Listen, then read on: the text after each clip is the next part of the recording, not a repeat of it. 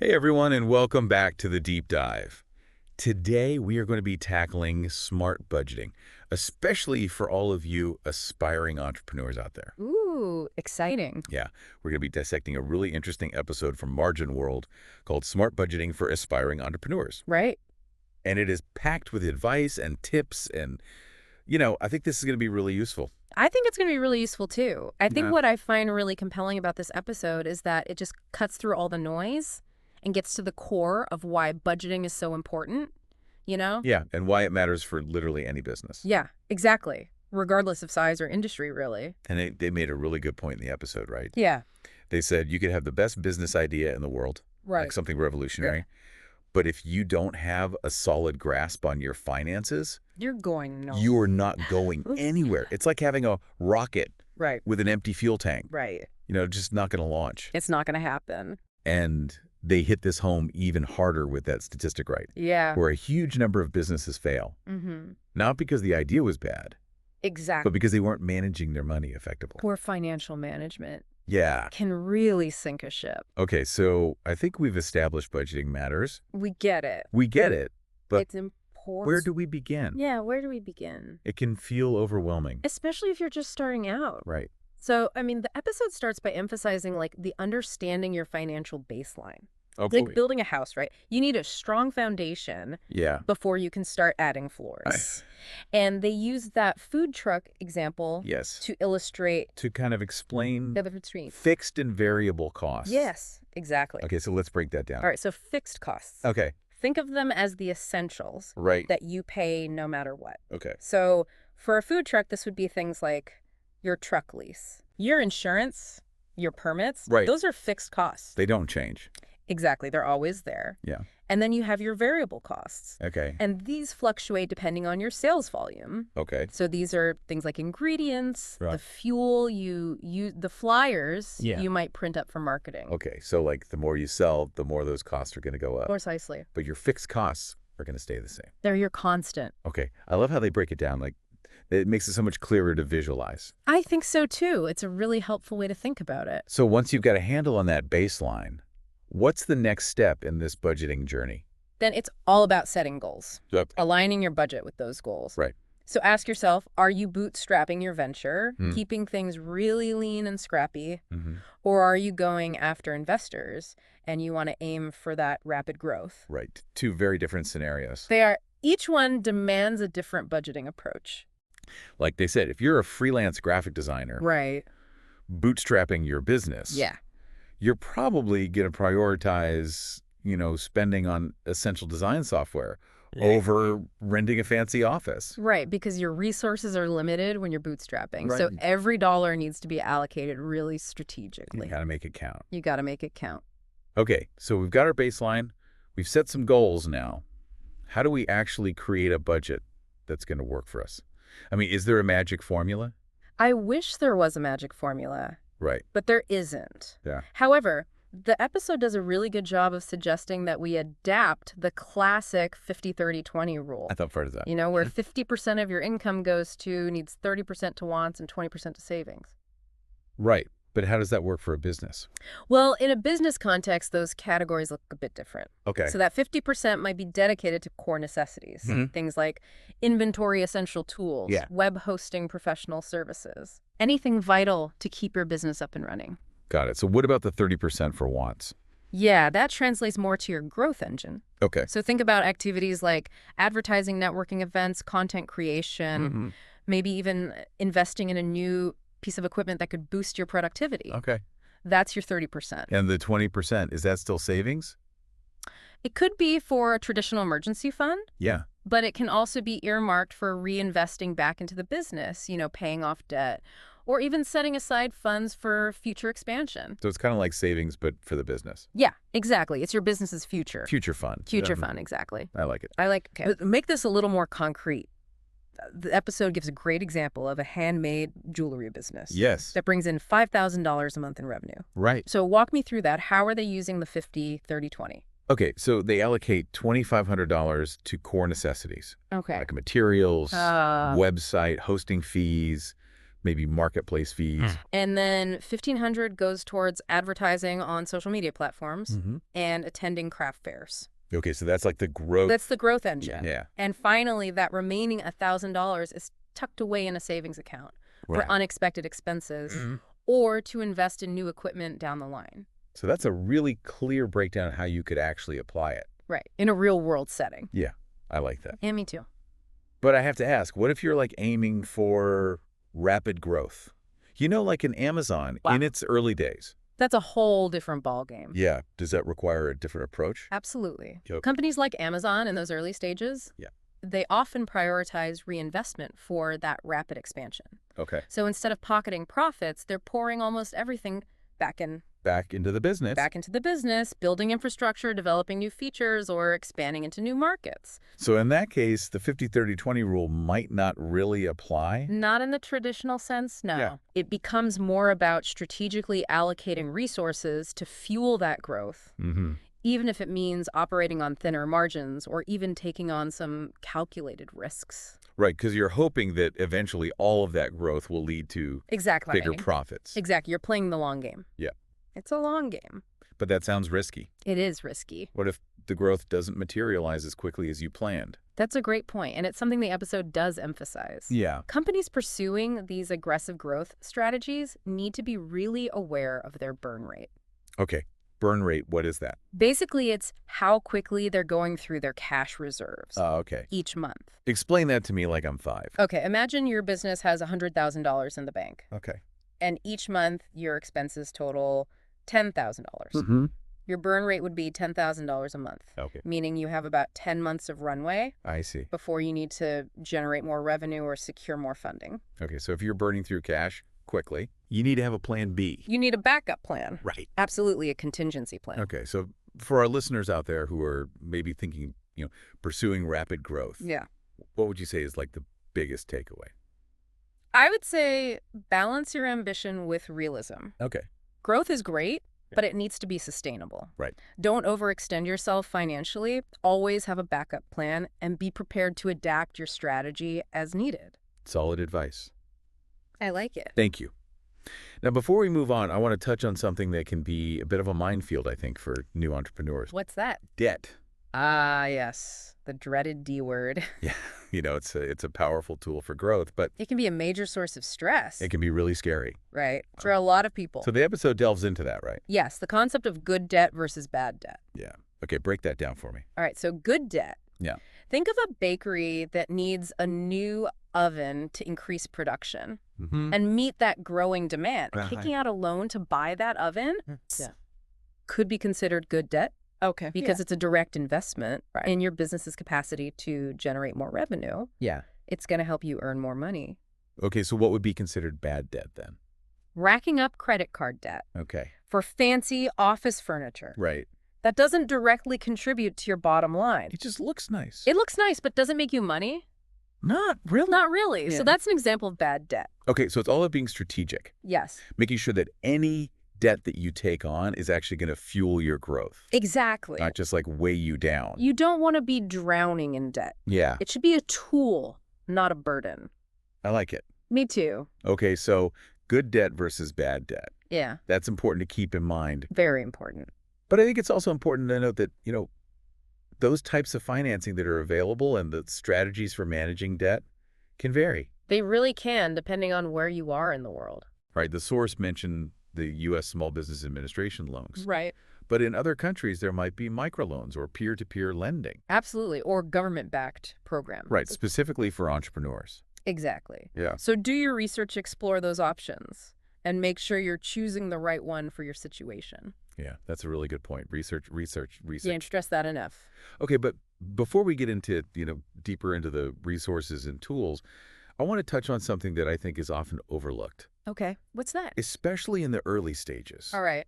The sometimes blurry line between personal and business finances. Oh, yes. That's a big one. Yeah, especially when you're first starting out. Right. When you're wearing all the hats. Yeah, you're just so passionate, you're putting everything into it. You want to do it all. Yeah. But establishing those clear boundaries Yes. between your personal finances and your business finances, Yeah. that's crucial for long-term success. I think they used the example in the episode of a photographer transitioning to a studio owner. Yes, she did. And she made that wise decision to pay herself a salary. Right, from her business bank account. Right, rather than dipping into her personal savings or charging business expenses to her personal credit card. Right. Smart. Very smart. It helps prevent those financial headaches down the road. It's like treating your business as a separate entity. Yes. You're paying yourself a wage and sticking to a budget. Just as you would with your personal finances. Exactly. It reinforces that idea that, even if your business is your passion, you still need to approach it with a sense of professionalism, financial professionalism. Yes. Very good. Okay, so I think we've covered a lot of ground here in part 1. We have. We've laid the groundwork. Yeah, we've laid the groundwork. For this whole budgeting journey. Understanding your financial baseline. Setting clear goals. Yes. Making those strategic decisions about growth. Yeah. Debt.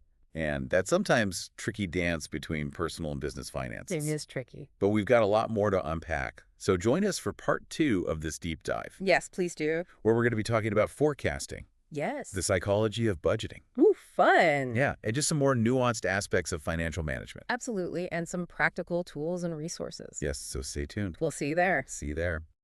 Welcome back to the deep dive. In part 1, we talked about those really foundational elements of smart budgeting for entrepreneurs and kind of laid the groundwork for, why it's so essential to success. Yeah, we covered a lot. Yeah, we did. But now it's time to shift gears a little bit. Okay. And dive into some more, nuanced but equally important aspects of financial management. Right, I'm ready to level up my financial game. Let's do it. Okay, so let's talk about something that can be a bit of a tug of war. Okay. Especially for startups. Okay. This balance between prioritizing profit versus prioritizing growth. Oh, yeah, the classic dilemma. It is, right. Do you focus on squeezing out every ounce of profit from the get-go? Right. Or do you pour all of your resources into growing as fast as possible? Yeah, even if it means, sacrificing some short-term earnings. Right. It's like choosing between a delicious slice of cake now Okay. or planting a seed that might grow into a whole cake tree later. I like that analogy. I like that a lot. Yeah. And the answer, as with most things in business, isn't a simple either or. Right. It depends on your vision for the business, Right. your risk tolerance, and the industry you're in. Yeah. The episode we're talking about uses Amazon as an example. Oh, yeah. In its early days, Jeff Bezos was obsessed with growth. He was plowing every dollar back into the company. Expanding, even if it meant delaying profitability. So that's a classic growth-focused strategy. It is. And obviously paid off for Amazon. Massively. Right? But it comes with risks. It comes with challenges, too. So what are some of the potential downsides of this growth at all costs mentality? Well, for one, it requires a stomach for risk. You're making a big bet on the future, hoping that aggressive growth will eventually lead to profits. But there's no guarantee. Right. And it can put a strain on your cash flow. Especially in those early days. Especially in the early days when revenue can be unpredictable. Yeah, you're not really sure where the next dollar is coming from. Exactly. Which is why understanding your burn rate is so important. Right. We talked about that. Yes, we did. Okay, so let's say I'm an entrepreneur listening to this. Okay. And I'm thinking, hold on, this all-in on growth approach might not be right for me. Okay. What are my other options? Well, on the other end of the spectrum, Okay. you have businesses that prioritize profitability from the start. Okay. This tends to be more conservative, but it offers greater stability and peace of mind. Right. Especially for entrepreneurs who are a little bit risk averse or who are, bootstrapping with limited resources. Right. You don't have as much. You don't have as much room to, take those big risks. Exactly. So it's like building a sturdy, reliable car. Okay. Versus a flashy race car. I like that. The race car might get you there faster. Yeah. But that reliable car is less likely to break down. And much less likely to break down. Right. I love those analogies. Me too. They're helpful. Yeah. So within that profit-first approach, there are different ways to actually prioritize that profit. Okay. Some businesses focus on maximizing their profit margins. Okay, so squeezing every penny. Every penny out of each sale. Got it. Others might prioritize steady, predictable profits. Okay. Even if the margins are a bit slimmer. Okay, so how do I know which path is the right one for me? That's the million-dollar question, isn't it? It is. There's no easy answer. Right. But it boils down to a few key things. Okay. Your industry, your target market, your risk tolerance, your access to capital, and of course, your long-term goals. So it sounds like it's all about really knowing yourself, It is. knowing your business. Self-awareness. Yeah, and then crafting that financial strategy Yeah. that aligns Doing is with good. you as a person in your business. You got it.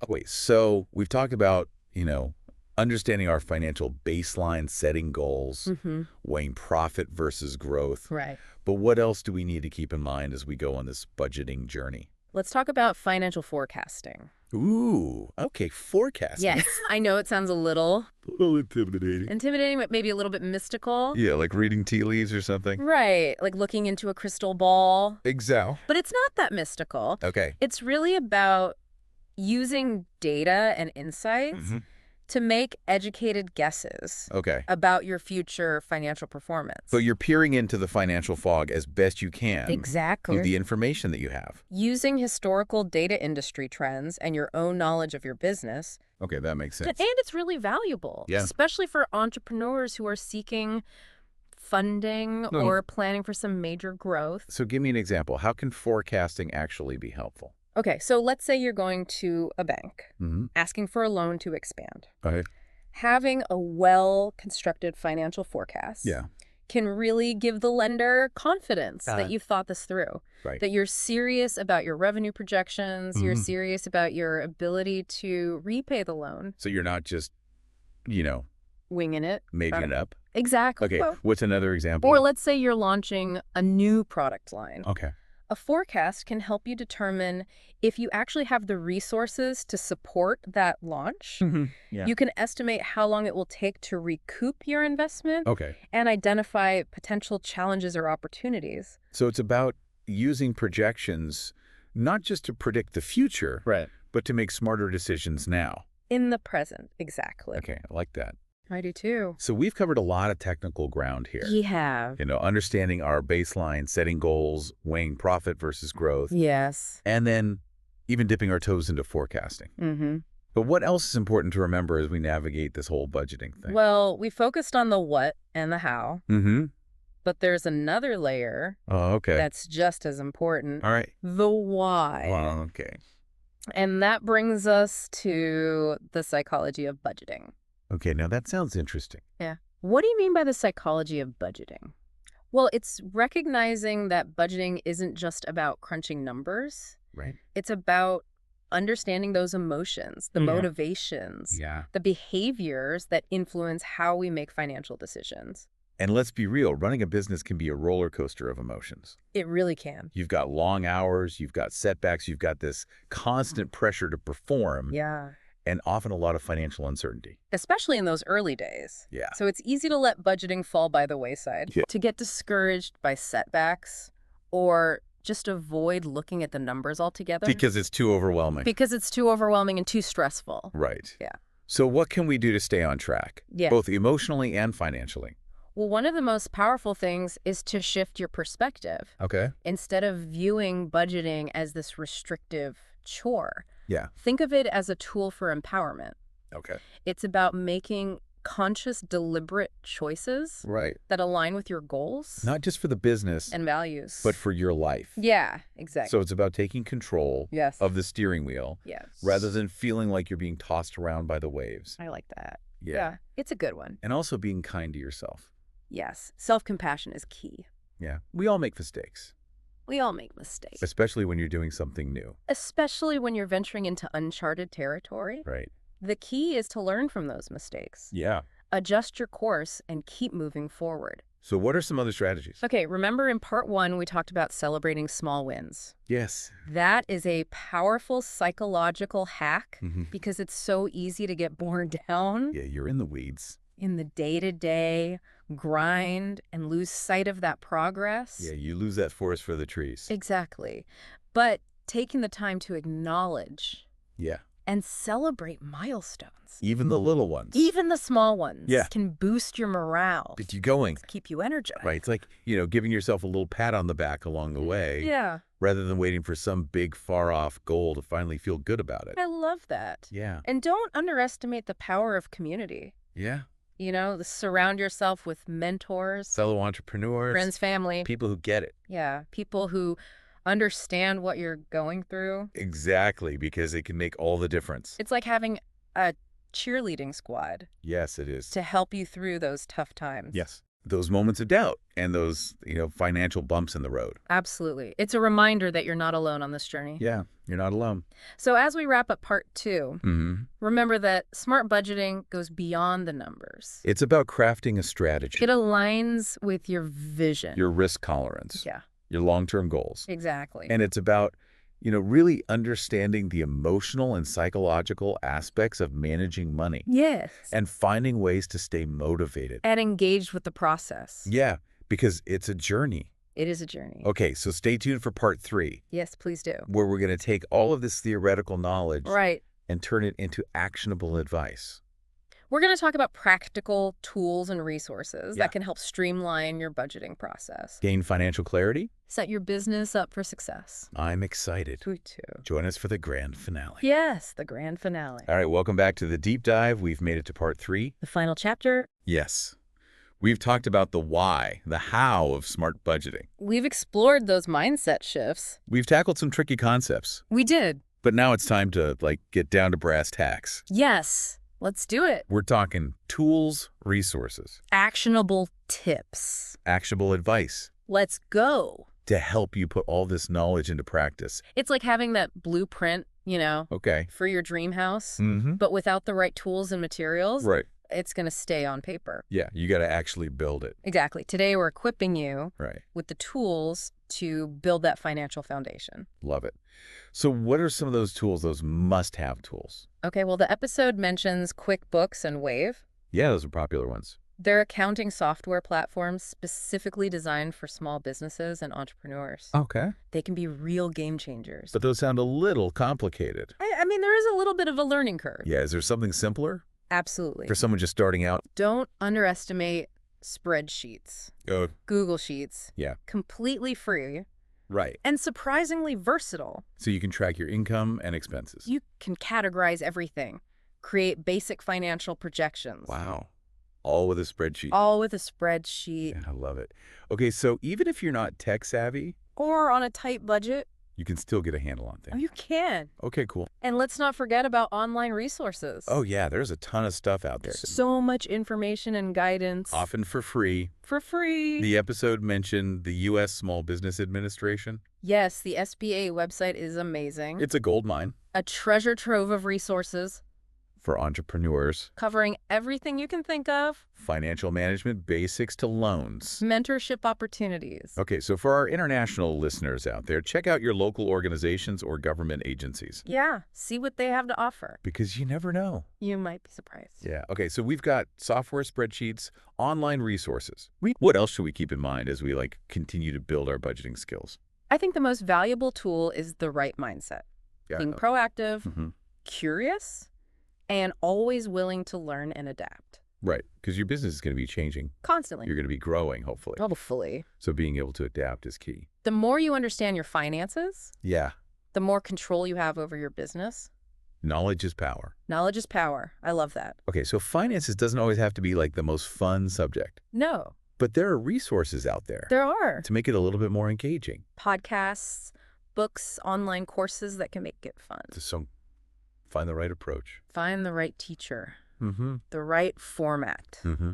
And it can be enjoyable, I think empowering is a better word. empowering, yes. I like that. As you explore those tools, remember, Yeah, there's no one-size-fits-all solution. right. It's about finding what works for you, What works for you? Your comfort level. your business need. Yeah. It gives you a clear picture of your finances. Yes. And that allows you to make those informed decisions. Informed decisions are key. So as we wrap up this whole deep dive on budgeting, Smart budgeting yeah, for entrepreneurs. let's just recap our key takeaways. Okay. Budgeting, it's not about restriction. Right. It's about empowerment. It's about freedom Yes. Having that financial clarity and control and control that you need to build a sustainable business that can thrive. for years to come. Yes, and remember, you don't have to do this alone. Yeah, you don't. Seek out support from mentors, online communities. Professional advisors, Yeah. they're there to help you. They want to see you succeed. And remember, budgeting is a journey. It is. It's not a destination. It's ongoing, Ongoing. always evolving. So embrace the journey. Be open to adjusting your strategies. Yes. Celebrate your successes, Big and small. big and small. I love it. It's been great talking about this with you. Me too. And as always, thank you for joining us on The Deep Dive. We will be back soon With another deep dive. on a new topic that matters. Until then. Keep learning, keep growing, and keep those entrepreneurial fires burning bright.